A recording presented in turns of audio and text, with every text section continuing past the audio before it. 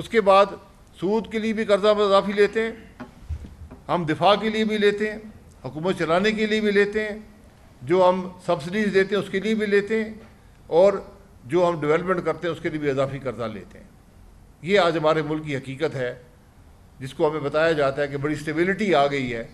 یہ کون سی اسٹیبلٹی ہے؟ جہاں آپ کے اخراجات بھی، جو آپ اس ملک کے جو قومی اسمبلی کے ممبران، جو اس ملک کے افسران، جو اس ملک کے، جہاں آپ کے اخراجات بھی، جو آپ اس ملک کے جو قومی اسمبلی کے ممبران، جو اس ملک کے افسران، جو اس ملک کے تمام جو سرکاری اہلکار ہیں، ان کے اخراجات، ان کی تنخواہیں اضافی قرضے سے آتی ہیں۔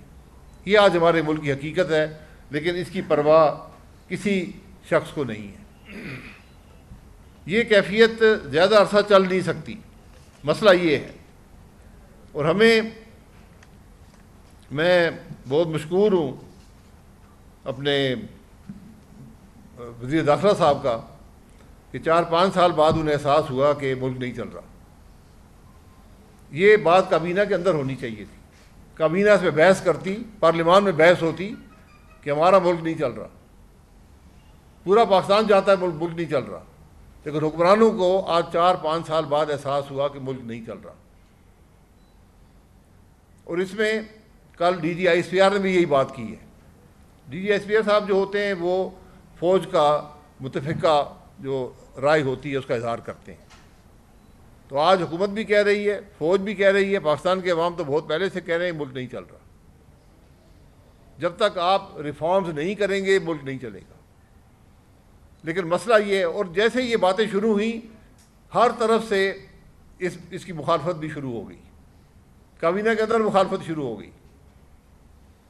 تو یہ ہم کیونکہ مفاد کا مسئلہ ہے، جس کے مفاد پر بھی اگر ہم ملک میں ریفارم کی بات کریں گے، جس میں صوبوں کی بات بھی شامل ہے، دیگر ریفارمز بھی ہیں، تو پھر جن کا مفاد وابستہ ہے، جن کی سیاست ان معاملوں سے وابستہ ہے، وہ نہیں ہونے دیں گے۔